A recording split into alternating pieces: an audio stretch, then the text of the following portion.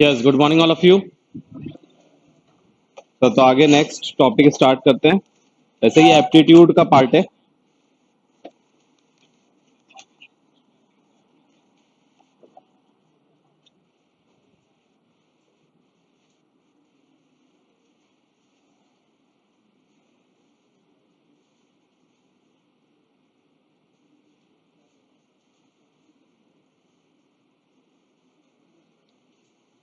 अभी तक वैसे ये पढ़ाया जाता नहीं था, लेकिन लास्ट ईयर इससे कुछ क्वेश्चंस आ गए थे 3-4। ठीक है। और वैसे इसमें कुछ ऐसा नहीं है कि अगर नहीं पढ़ा हुआ हो तो क्वेश्चन नहीं कर सकते, लेकिन वही है कि अगर हम मेंटली प्रिपेयर नहीं रहते हैं कि अगर अलग सा कुछ क्वेश्चन दिख जाए तो हम घबरा घबरा जाते हैं कि अरे ये क्या आ गया, ये तो हमने पढ़ा ही नहीं था। बल्कि ऐसा इसमें कुछ है नहीं पढ़ाने का। अगर एप्टीट्यूड के सारे टॉपिक्स अगर अच्छे से क्लियर हैं तो ये बहुत इजीली बन जाएंगे। और बहुत सारे टॉपिक नहीं, मेन है परसेंटेज। परसेंटेज और परसेंटेज से रिलेटेड जो चीजें हैं, जैसे कि प्रॉफिट एंड लॉस हो गया, रेशियो एंड प्रोपोर्शन हो गया, लेकिन मेन प्राइमरी चीज है परसेंटेज। अगर परसेंटेज अगर अच्छे से पढ़ा है तो इनमें इन क्वेश्चंस में कुछ भी है नहीं अलग। ठीक है। एक ग्राफ दिया रहेगा, वो ग्राफ किसी भी फॉर्म में हो सकता है। कुछ डेटा दिया रहेगा, वो किसी भी फॉर्म में हो सकता है। टेबुलेटेड फॉर्म में हो सकता है, बार ग्राफ के फॉर्म में हो सकता है, पाई चार्ट के फॉर्म में हो सकता है, लाइन ग्राफ के फॉर्म में हो सकता है, किसी भी फॉर्म में हो सकता है। बस उन डेटा को एनालाइज करना है, मतलब कि उसमें से वैल्यू को पिक करना है और जो भी क्वेश्चन पूछा जाए उसका सॉल्यूशन निकालना है। बस इसमें खास बात ये रहती है कि ना एक साथ 4 से 5 क्वेश्चन कनेक्टेड रहते हैं। ठीक है। और ऐसा जरूरी नहीं है कि अगर एक क्वेश्चन इसका नहीं बन रहा है तो दूसरा नहीं बनेगा। इसमें ऐसा नहीं होता है। हो सकता है कि 5 क्वेश्चन में से 3 बन जाए, 2 ना बने। वैसे तो बनने वाले सारे ही होते हैं, लेकिन किसी किसी के लिए हो सकता है। और वो किसके लिए होगा? जिसने कि परसेंटेज, प्रॉफिट लॉस ये सब अच्छे से नहीं पढ़ा होगा। ठीक है। और क्वेश्चन बिल्कुल सिंपल रहते हैं और टाइम ज्यादा नहीं लेते हैं। सबसे अच्छी बात यह है, बहुत जल्दी जल्दी इसके क्वेश्चंस हो जाते हैं। चलो, तो क्वेश्चन से ही डायरेक्ट प्रैक्टिस करेंगे। ये एक टेबल दिया हुआ है, मैं एक बार एक्सप्लेन कर देता हूँ, सॉल्व तुम ही लोगों को करना है। ये टेबल दिया हुआ है, क्या लिखा है? Study the following table and answer the question based on it. Expenditure of company in lakh per annum. ठीक है। एक कंपनी है जिसका कि पर एनम का एक्सपेंडिचर दिया हुआ है। ठीक है। क्या दिया हुआ है कि ईयर 1998 में उन्होंने कितनी सैलरी दी? 288 सैलरीज उन्होंने एम्प्लॉइज को दी, है ना। इसको मैं थोड़ा सा जूम करके दिखा देता हूँ। ठीक है ना। इसको चाहो तो अभी थोड़ा सा लिख लेना, क्योंकि क्वेश्चन के लिए मैं वो कर दूंगा। वैसे तो रहेगा ये भी। तो यहाँ पर तुम्हें दिया हुआ है कि कंपनी का पूरा टेबुलेटेड फॉर्म में सारी इंफॉर्मेशन दी है कि एक कंपनी है जिसने 1998 ईयर में सैलरी कितनी डिस्ट्रीब्यूट करी है? 288। फ्यूल और ट्रांसपोर्टेशन में इतने का खर्चा किया है, इतने का बोनस दिया है, इतने का इंटरेस्ट उन्होंने लोन पर दिया था और इतने का टैक्स दिया था। और ये हर साल के करस्पॉन्डिंग इसकी इंफॉर्मेशन दी हुई है। ठीक है। अब कभी कोई क्वेश्चन ऐसा आ सकता है कि बताओ कि 1998 में जो सैलरी दी थी और 2000 में जो सैलरी दी थी, उनका रेशो कितना है? तो कितना हो जाएगा आंसर? 288 अपॉन 334, 324। ठीक है। या फिर पूछा जा सकता है कि इंटरेस्ट का जो लोन उन्होंने पे किया था 1999 में, वो 2002 का कितना परसेंटेज है? ठीक है। 1999 में उन्होंने जो इंटरेस्ट दिया था लोन का, वो 2002 का कितना परसेंट है? ठीक है। तो इसका मतलब कि जिसके रिस्पेक्ट में जो जिसका परसेंट निकालना है उसको हम रखते हैं न्यूमरेटर में, और जिसके रिस्पेक्ट में निकालना होता है उसको रखते हैं डिनोमिनेटर में। और परसेंटेज निकालने के लिए उसको मल्टीप्लाई कर देते हैं 100 से। आई बात समझ में? तो ये परसेंटेज निकालना आना चाहिए। फिर कई बार एवरेज निकालने के लिए बोल दिया जाएगा कि बताओ कि अभी तक का जितने भी टैक्सेस उन्होंने दिया है उसका एवरेज क्या है? तो एवरेज क्या होता है?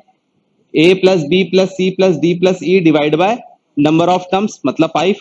ठीक है। तो एवरेज कितना हो जाएगा? एवरेज का परसेंटेज पूछ लिया जा सकता है कि एवरेज का कितना परसेंटेज होगा किसी के रिस्पेक्ट में। जिसके भी रिस्पेक्ट में पूछा जाएगा वो डिनोमिनेटर में लिखते हैं, और जिसका परसेंटेज निकालना होता है इसको न्यूमरेटर में लिखते हैं। ऑब्वियसली, जैसे कि हमें अगर हमारा परसेंटेज निकालते तो हम किसमें से किसका परसेंट निकालते हैं? मार्क्स ऑब्टेन का। किसके रिस्पेक्ट में? टोटल मार्क्स के रिस्पेक्ट में। तो marks obtain with respect to total marks, और उसको परसेंटेज में कन्वर्ट करने के लिए हम किससे मल्टीप्लाई कर देंगे? 100 से। ठीक है ना। तो इस तरीके के इसमें क्वेश्चंस होते हैं। ये टेबल दिया हुआ है, इसको मैं यहां पर कर देता हूं, और इस पे बेस्ड ये 5 क्वेश्चन है। करो सारे सॉल्व।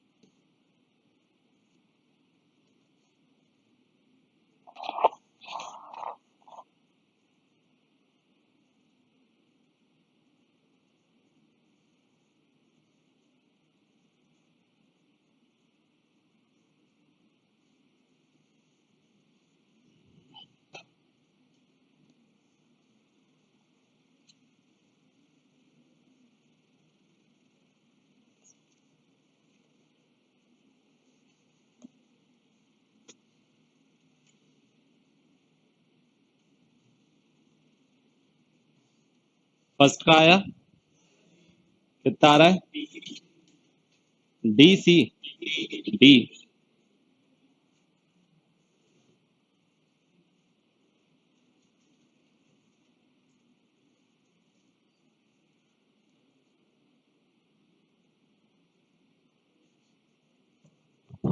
ऑन करो।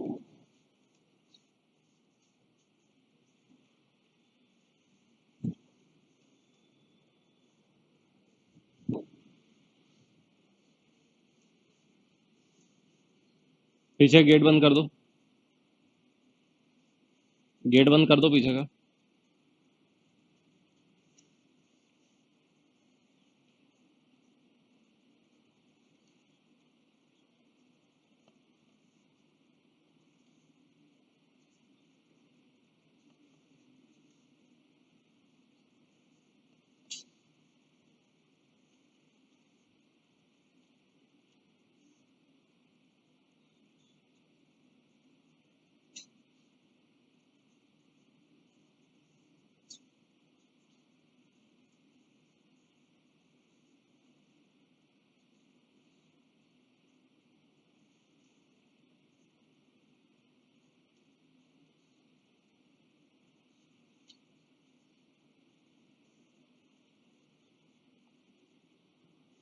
सेकेंड का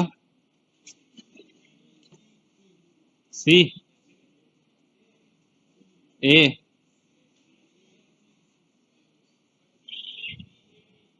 D A D A B A D.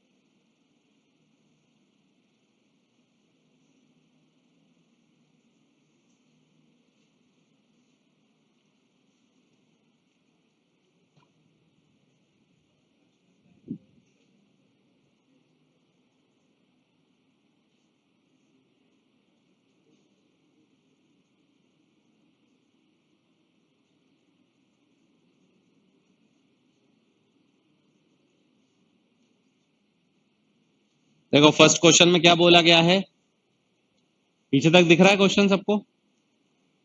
What is the average amount of interest per year which the company had to pay during this period. ठीक है, क्या बोला गया है कि एवरेज हमें बताना है। What is the average amount of interest per year which the company had to pay during this period, मतलब कि ये जो पीरियड दिया हुआ है 1998 से 2002, इस दौरान उन्होंने जो इंटरेस्ट पे किया है वो ऑन एन एवरेज कितना बैठ रहा है। मतलब कि हर साल उन्होंने इंटरेस्ट पे किया है तो उसका एवरेज निकालना है। तो पहले साल उन्होंने इंटरेस्ट पे किया 23.4 प्लस दूसरे साल 32.5 plus 41.6 plus 36.4 plus 49.4 divide by कितने हो गए ये 5। इसको सॉल्व कर दो, कितना आ रहा है? 36.66 लाख।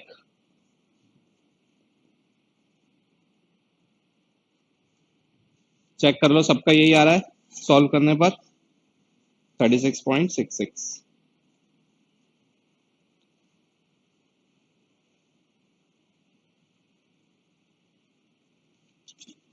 नेक्स्ट क्या बोला गया है?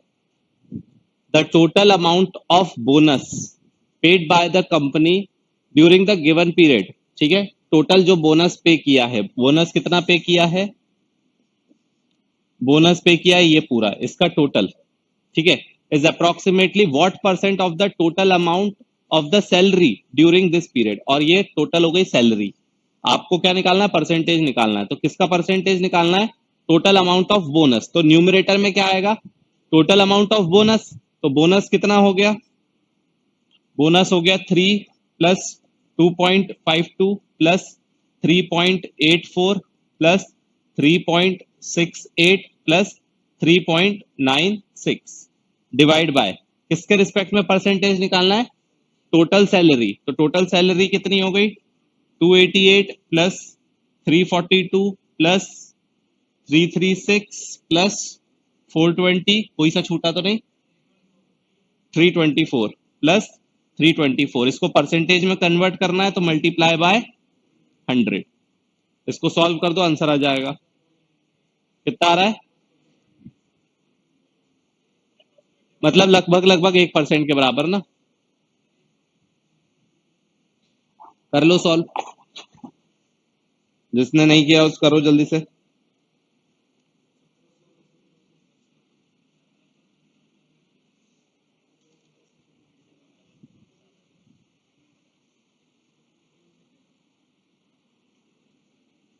कैलकुलेटर कोई परमिटेड नहीं है। अब कहने के लिए तो एप्टीट्यूड नहीं आता है, लेकिन अगर एक सवाल भी आ गया इसका तो 5 सवाल आ गए एप्टीट्यूड के।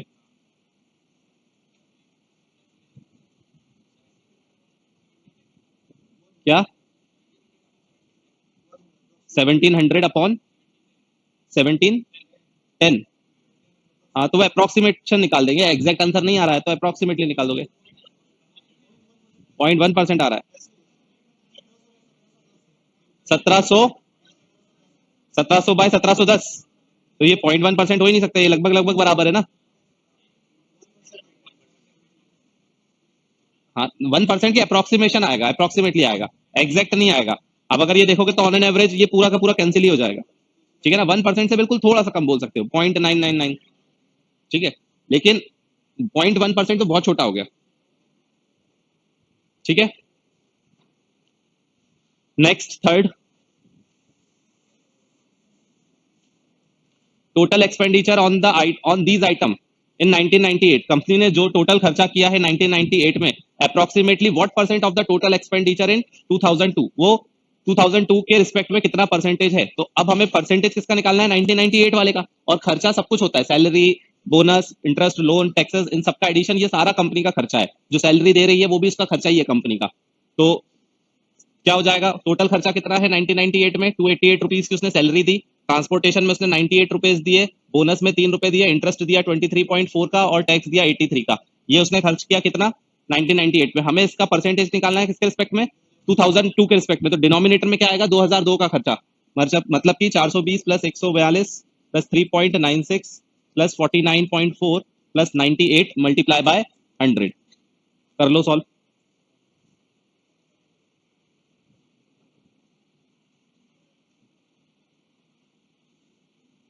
एग्जैक्ट नहीं है तो अप्रोक्सीमेटली बता दो।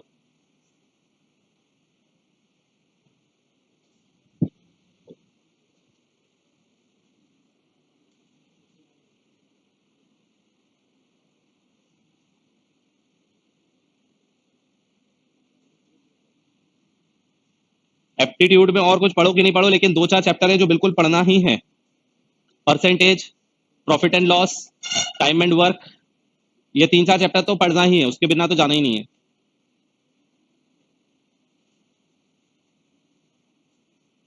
क्या आ रहा है बोलो, सी 68 पॉइंट समथिंग, ठीक है। Next,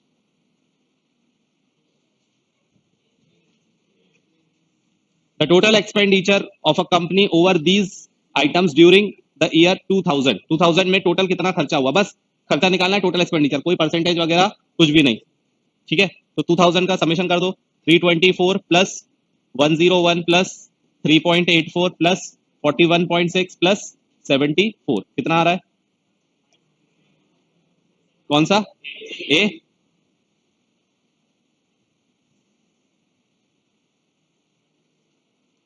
A.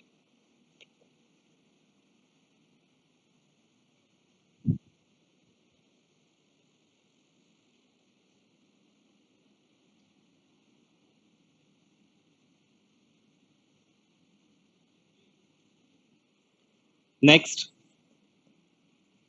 The ratio between the total expenditure on the taxes, ठीक है, रेशियो हमें बताना है, ठीक है, किसके बीच का रेशियो बताना है, total expenditure of taxes for all the years, ठीक है, जो टैक्सेस है उसका रेशियो किसके रिस्पेक्ट में, total expenditure on fuel and transport, fuel और ट्रांसपोर्ट के रिस्पेक्ट में, ठीक है। तो यहाँ पर टैक्सेस कितना दिया है उसने 83 प्लस 108 प्लस 74 प्लस 88 प्लस 98। और इसका रेशो किसके किसके साथ बताना है? फ्यूल एंड ट्रांसपोर्ट के साथ। मतलब कि 98 plus 112 plus 101 plus 133 plus 142।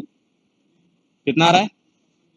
Option B, B, B 10/13। ठीक है, तो अब इसमें ऐसा कुछ भी नहीं होता जिसपे कि तुमने ना पढ़ा हो तो नहीं बने। बस क्या है, हम सोच लेते हैं कि हाँ नहीं बनेगा। क्या? किसको? इस वाले को? इसको? इसमें क्या सॉल्व करना नहीं आ रहा है क्या? अप्रोक्सीमेटली आ रहा है। क्या आ रहा है?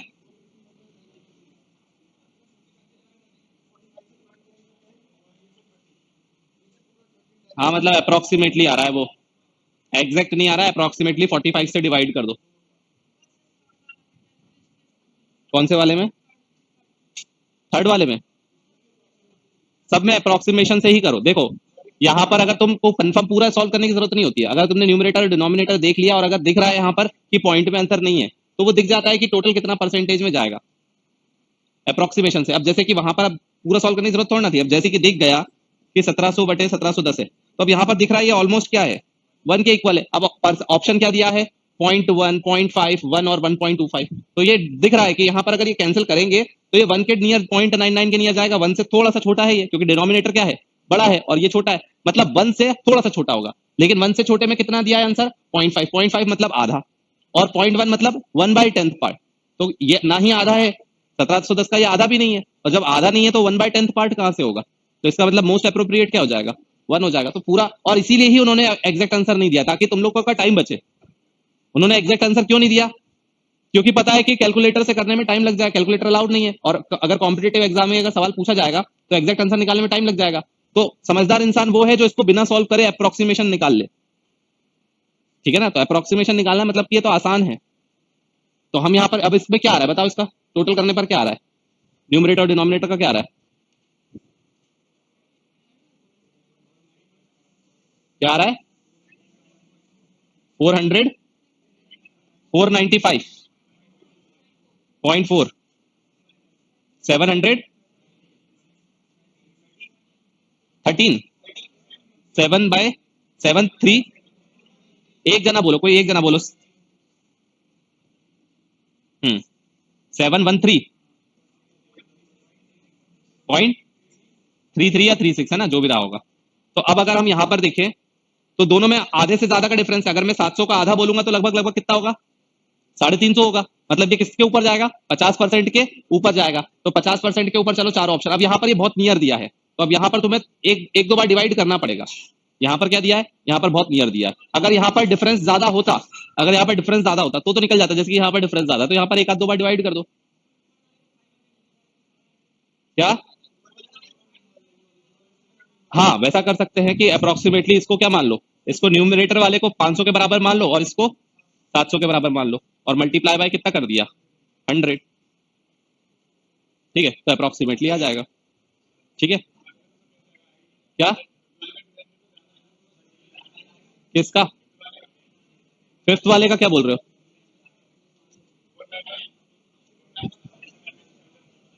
क्या बोल रहे हो फिफ्थ? अरे एक जना कोई बोलो, फोर्थ वाले का क्या बोल रहे हो, बोलो।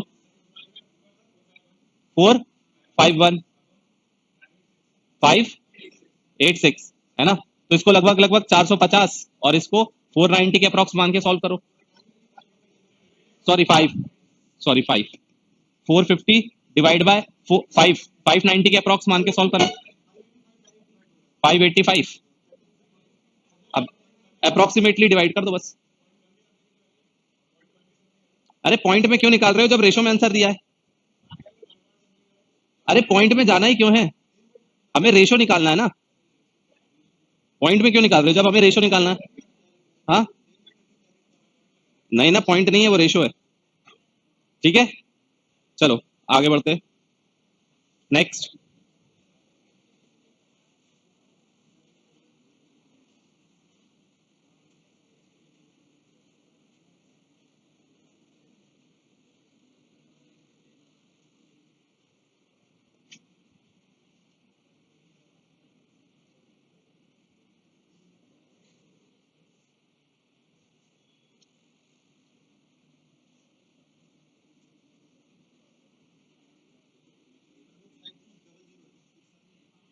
हाँ 5200 आई थिंक होगा ये, 5200 7500 840 ऐसा है।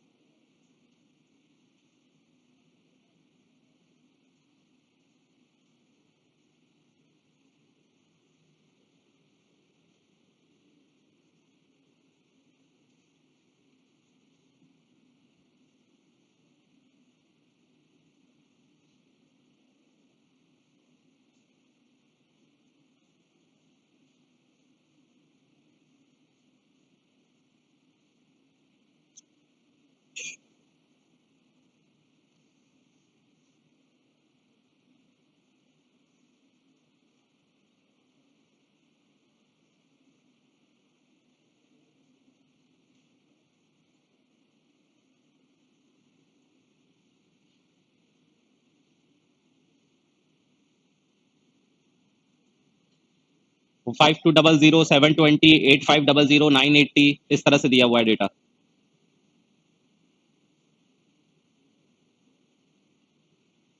ऊपर पढ़ो, ऊपर सब लिखा हुआ है कि क्या है वो, ऊपर का पढ़ो लाइन।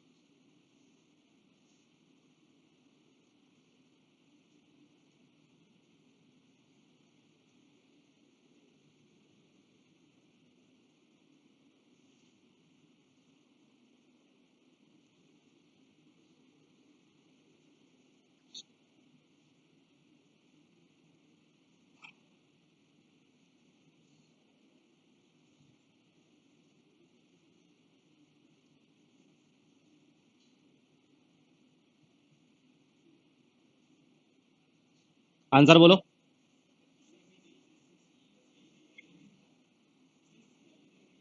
सी सी, बस दो में खत्म हो गए, निकालो।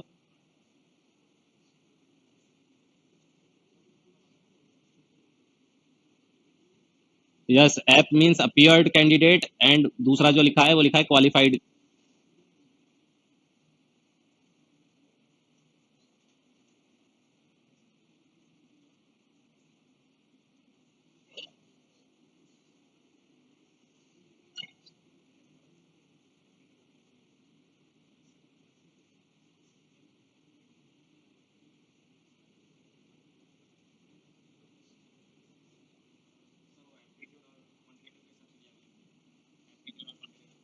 नहीं, एप्टीट्यूड और क्वांटिटेटिव नहीं है, वो अपीयर्ड और क्वालिफाइड है कि कितने स्टूडेंट अपीयर हुए और उसमें से कितने क्वालिफाइड हुए।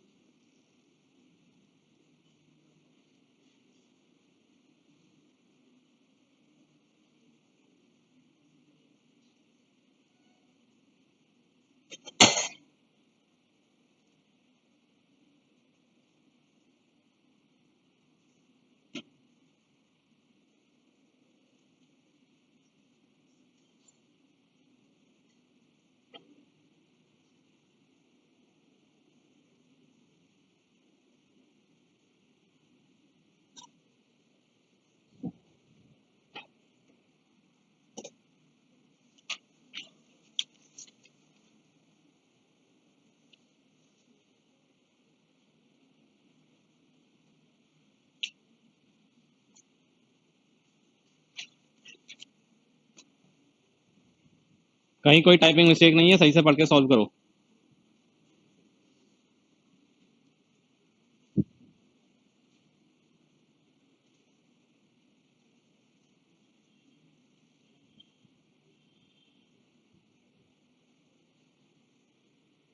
फर्स्ट टू का तो आ गया ना।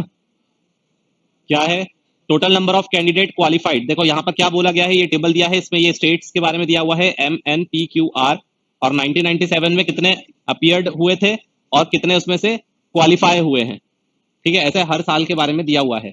अब पूछा क्या गया है फर्स्ट क्वेश्चन में, total number of candidate qualified from all the states together in 1997 is approximately what percent of total number of candidates qualified from all over the state together in 1998। तो पहली बात तो हमें परसेंटेज निकालना है। Numerator में क्या आएगा 1997 का, और डिनोमिनेटर में आएगा 1998 का। 1997 में से किसको लेना है, total number of candidate qualified. ठीक है, क्वालिफाइड कैंडिडेट को लेना है सारी स्टेट्स के। तो 1997 में जो क्वालिफाइड कैंडिडेट्स है सारी स्टेट्स के वो ये हैं। ठीक है, और इसका परसेंटेज किसके रिस्पेक्ट में निकालना है, क्वालिफाइड कैंडिडेट ऑफ 1998 जो कि ये है। ठीक है, तो इन सब का समेशन डिवाइड बाय इन सब का समेशन और फिर मल्टीप्लाई बाय 100। ठीक है, 720 plus 840 plus 780 plus 950 plus 870 divide by 980 plus 1050 plus 1020 1240 plus 940 divide multiply by 100। ठीक है, कितना आ रहा है इसका, सी आ रहा है 80%। सी दिया है आंसर मेरे पास, 79.5% आएगा, तो अप्रोक्सीमेटली 80%। ठीक है, चेक कर लो अच्छे से फिर से।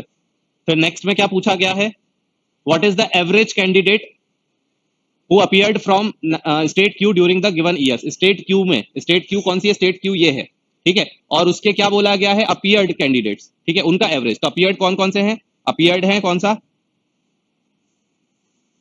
अपीयर्ड कौन कौन सा है क्यू में, ये है, इन सबका एडिशन और डिवाइड बाय 1 2 3 4 5, तो इन सबका एडिशन डिवाइड बाय 5। सी निकालो बाकी सबके।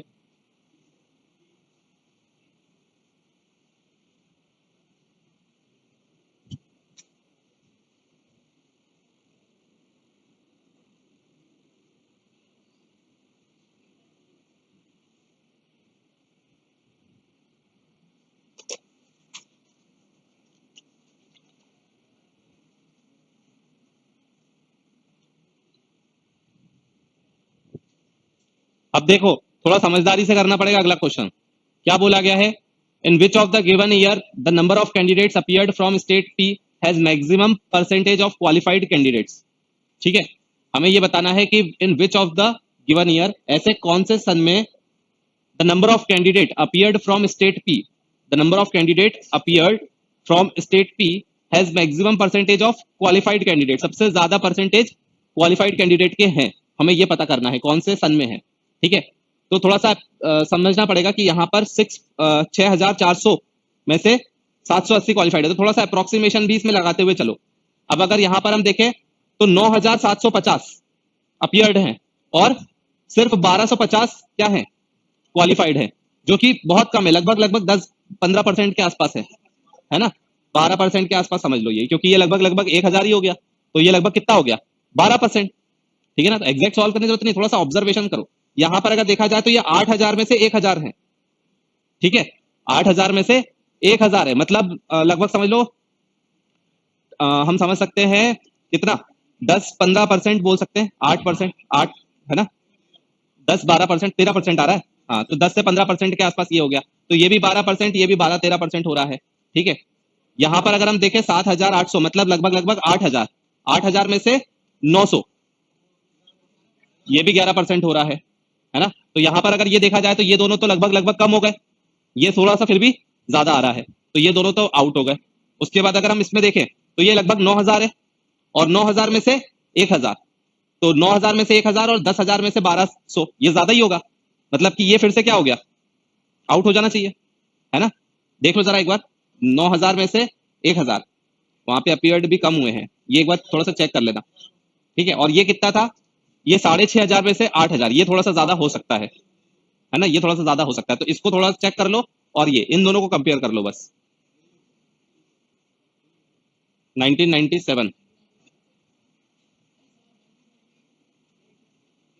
लास्ट वाला आ रहा है डी, इन दोनों को मैंने कहा ना, इन दोनों को चेक करो अच्छे से, इन दोनों को अच्छे से चेक करो, और ऑप्शन को भी देखो, ऑप्शन यहाँ पर क्या दिया हुआ है, 97, 8, 9 और 0, मतलब 2000 को तो चेक करने की जरूरत नहीं है। ठीक है, ऑप्शन को भी चेक करो कि यहाँ पर अगर 4 ऑप्शन दिए हैं तो सिर्फ इन्हीं 4 सन पे फोकस करो, और इन 4 में से हमने इन 2 को तो रिजेक्ट कर ही दिया है, तो सिर्फ इसको और इसको चेक करो, मतलब कि यहाँ पर परसेंटेज सिर्फ इन दोनों का निकालो कि 1250 डिवाइड बाय 9750 इंटू 100, ये एक है वैल्यू, और दूसरी वैल्यू क्या है, 780 डिवाइड बाय 6400 इंटू 100, इन दोनों में से कौन सी वैल्यू ज्यादा आ रही है, कौन सा परसेंटेज ज्यादा आ रहा है।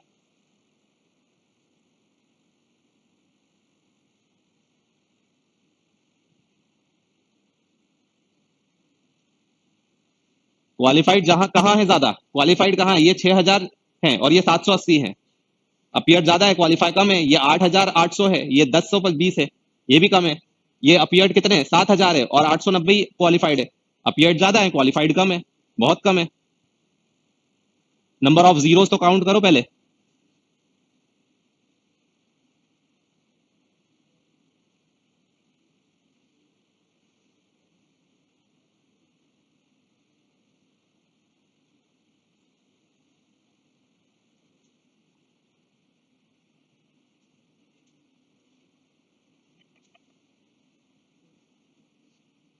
कितना आ रहा है इन दोनों में से ज्यादा, डी 2001, बाकी दो करो, डी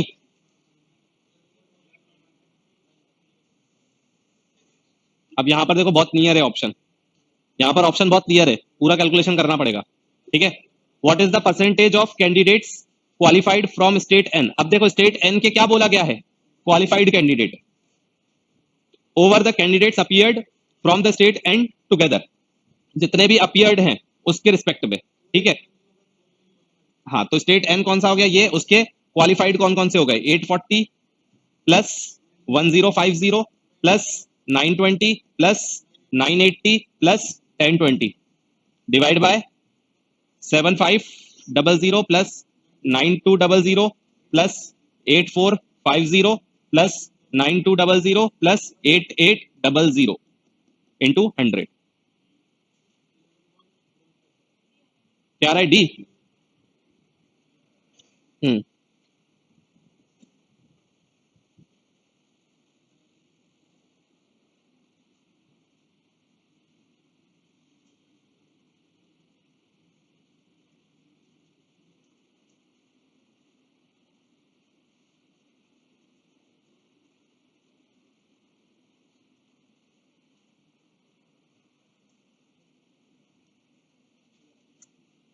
लास्ट क्या आ रहा है, तो निकालो। मुस्कुरा तो ऐसे रहे जैसे कि जंग जीत के बैठ गए हैं।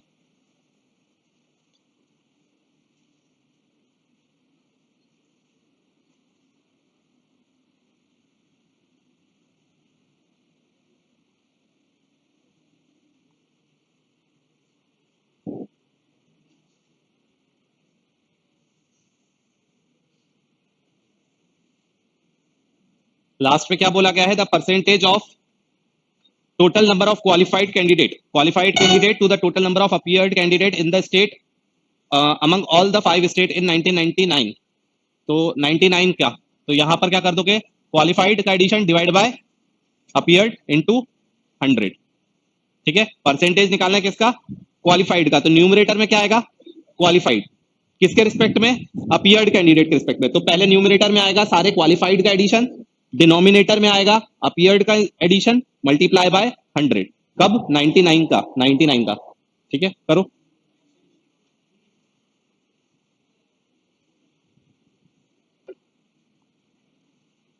बी 11.84।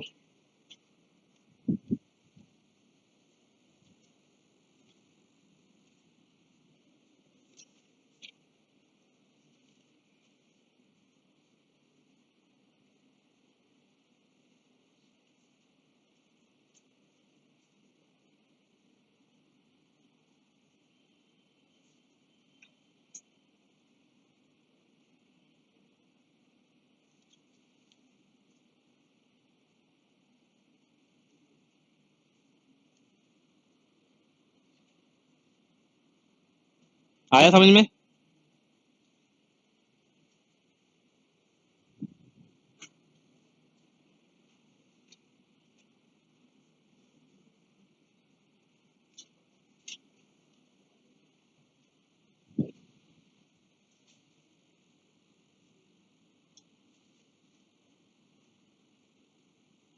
अब पता है हम लोग के दिमाग में इस तरह के क्वेश्चन पढ़ के सबसे पहले क्या आता है,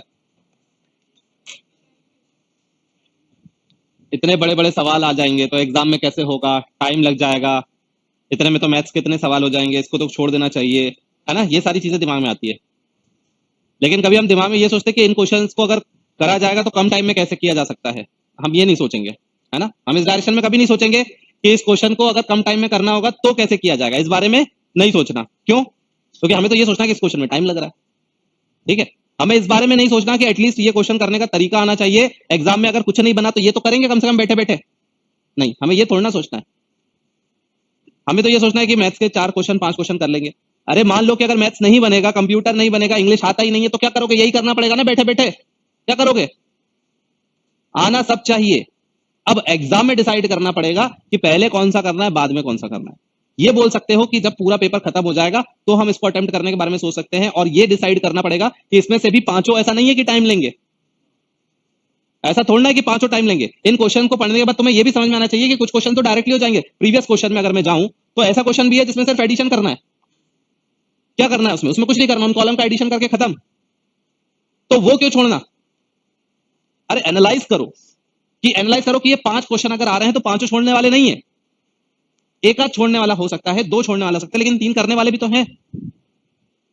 और ये भी तो समझो कि अगर कोई टाइम कंज्यूमिंग है तो उसको कैसे टाइम बचाया जाए। जैसे कि हमें यहाँ पर समझ में आ गया कि ये पॉइंट में आ रहा है, यहाँ पर ये बिना पॉइंट में आ रहा है, मतलब ये दोनों क्वेश्चन जो है वो बिना पॉइंट के, तो यहाँ पर हमारा आंसर निकालना आसान होगा। इसकी वैल्यूज जो है वो दूर दूर है, इसकी पास पास है, या फिर अगर हम यहाँ पर देखें तो पास पास है, तो यहाँ पर सॉल्व करने में थोड़ा सा टाइम लगेगा, क्योंकि यहाँ पर एकदम एग्जैक्ट आंसर निकालना पड़ेगा। 11.47 और 11.15 एकदम नियर है, तो हमें यहाँ पर ध्यान से करना पड़ेगा। लेकिन अगर हम बाकी वैल्यूज देखें तो यहाँ पर ये क्वेश्चन एकदम ईजी थे। तो हम पॉजिटिव चीज क्यों नहीं देखते, पहले ही नेगेटिव चीज देखना। हमने परसेंटेज पढ़ा ही नहीं है तो क्या करेंगे? अरे तो पढ़ा नहीं है तो पढ़ो ना, अभी एग्जाम कल है क्या? हमें पता चल गया ना कि हमें परसेंटेज इसके लिए पढ़ना पड़ेगा, पढ़ो। एप्टीट्यूड नहीं पढ़ा, एप्टीट्यूड के सारे वीडियोस रखे, दोबारा से जब कराएंगे तब कराएंगे, अभी पुराने वीडियोस भी रखे हैं ना, पढ़ो। तुम लोग ग्रेजुएट होकर आए हो, ऐसा तो है नहीं कि तुमने परसेंटेज प्रॉफिट एंड लॉस कभी देखा ही नहीं, सुना ही नहीं, पढ़ा ही नहीं, ऐसा है क्या? तो फिर हम क्या है, हमें पहले प्रॉब्लम को सामने रखना है और सॉल्यूशन के लिए आंख में पट्टी बांध लेनी है, होगा ही नहीं। लेकिन हमें सॉल्यूशन की तरफ नहीं जाना है, एटीट्यूड चेंज करना पड़ेगा पहले तो। मैं बात कर रहा हूं कि सारे क्वेश्चंस को करना है लेकिन सीक्वेंस वाइज ऑर्डर में, और हमें हर चीज के लिए तैयार होना है, चाहे पेपर टफ आए, चाहे इजी आए, चाहे लेंथी आए, कैसा भी आए, हमें हर चीज को मैनेज करना पड़ेगा ना। अब पिछले साल का computer out of the box आ गया तुम लोगों के लिए, स्टूडेंट्स के लिए, मैथ्स में उलझ गए, तो अब कौन बचाएगा वहां पर? रीजनिंग ही तो बचाएगा ना, टाइम लेगा बस, बनेगा तो ना। रीजनिंग टाइम लेता है लेकिन बनता है। मैथ्स का ऐसा है, बनेगा तो बनेगा, नहीं बनेगा तो नहीं बनेगा। इंग्लिश का ऐसा है, सबको लगता है बनता है और बनता किसी से नहीं है। सबको लगेगा कि मेरे तो सारे सही हैं और पता चलता है कि सारे गलत हो रहे हैं। सबको लगता है यही तो आंसर है, हाँ ये भी आंसर हो सकता है, हाँ चारों ही हो सकते हैं। चलो एक काम करते हैं, ये तो लगा ही देते हैं। फिर क्या करोगे? फिर यही सवाल तो बचाएंगे तुम्हें, और कौन बचाएगा? 2019 में कंप्यूटर ने बचाया था। 4 ऑप्शन है तुम्हारे पास, कोई एक तो बचाएगा। 2019 में मैथ्स टफ आ गया, इंग्लिश का तो ऐसा हाथ पैर होता ही नहीं है, रीजनिंग लेंथी आ गई, फिर वहां पर किसने बचाया? कंप्यूटर में ने बचाया, क्योंकि यहाँ का कंप्यूटर सब लोग पढ़कर गए थे, बाकी लोग को आता नहीं है, तो यहाँ वालों ने कंप्यूटर से 80 नंबर निकाल लिए, वो 20-30 क्वेश्चन वो आगे निकल गए, और वो लोग 20-30 क्वेश्चन पीछे निकल गए, 50 नंबर का गैप हो गया। 50 नंबर में तो कहानी पलट जाती है टफ पेपर में। टफ पेपर में अगर किसी के 300 350 नहीं आ रहे हैं और कोई 400 पे पहुंच जाए तो ऑटोमेटिकली ड्रास्टिक चेंज हो जाता है वो, क्योंकि जितना बनने वाला है वो तो सबको बन रहा है। लेकिन अगर कोई तुमने 30 क्वेश्चन अगर ज्यादा कर लिए तो तुम्हें दिख रहा है वो 30 नंबर, लेकिन वो 50 नंबर का गैप क्रिएट कर रहा है, क्योंकि उन्होंने वो 30 नंबर नहीं किए तो वो नेगेटिव में चले गए, तुम 30 नंबर आगे निकल गए, तो डिफरेंस जो बन रहा है वो 50 नंबर का बन रहा है। तो सोचना पड़ेगा अलग तरीके से। अगर तुमने ये सोचो कि ये नहीं करा, अरे करना नहीं करना एग्जाम के टाइम पर डिसाइड करना है, आज नहीं। आज तो हमें मेहनत करनी है हर एक चीज के लिए कि उसको कम से कम टाइम में कैसे सॉल्व किया जाए। आज का हमारा काम ये नहीं है, आज हमारा काम है कि हर एक चीज के लिए तैयार होना, हर एक क्वेश्चन को करने का तरीका सीखना, और उसको कम टाइम में कैसे किया जाए ये सीखना। और फिर जो टेस्ट पेपर होता है उसमें हमें ये डिसाइड करना सीखना है कि पहले किसको करना है और बाद में किसको करना है, और वो हर एक इंसान का अलग अलग होता है। मैं अगर ये बोल दूं कि तुमको ये क्वेश्चन पहले करना है या ये बाद में करना है, ये मैं डिसाइड नहीं कर सकता, ये तुम डिसाइड करोगे, क्योंकि कई लोगों को ये ज्यादा जल्दी बन जाएगा, कुछ ऐसे भी होंगे। तो अब उन लोग क्या करेंगे, वो ये थोड़ा ना लास्ट में करेंगे, वो ये पहले करेंगे। वो हर एक इंसान के लिए अलग अलग होता है, किसी को पजल लास्ट में बनती है, सब किसी को पहले बन जाती है, किसी को ब्लड रिलेशन आता ही नहीं है, किसी का ब्लड रिलेशन ही सबसे स्ट्रांग होता है। हर एक इंसान का सब कुछ डिफर करता है, तो वो तुम्हें डिसाइड करना है कि किसको पहले करना है किसको बाद में। लेकिन ये डिसाइड नहीं करना है कि ये करना नहीं है, करना सब है, लेकिन सीक्वेंस डिसाइड करना है कि पहले किसको करना है, बाद में किसको करना है, लास्ट में किसको करना है। आई बात समझ में? चलो तो अब मिलते हैं नेक्स्ट क्लास में मंडे को, और टेस्ट में, अभी संडे के टेस्ट में ये नहीं आएगा, इसके नेक्स्ट टेस्ट में आएगा, ठीक है? अभी मैं अगले हफ्ते इसको और थोड़ा पढ़ाऊंगा। Thank you.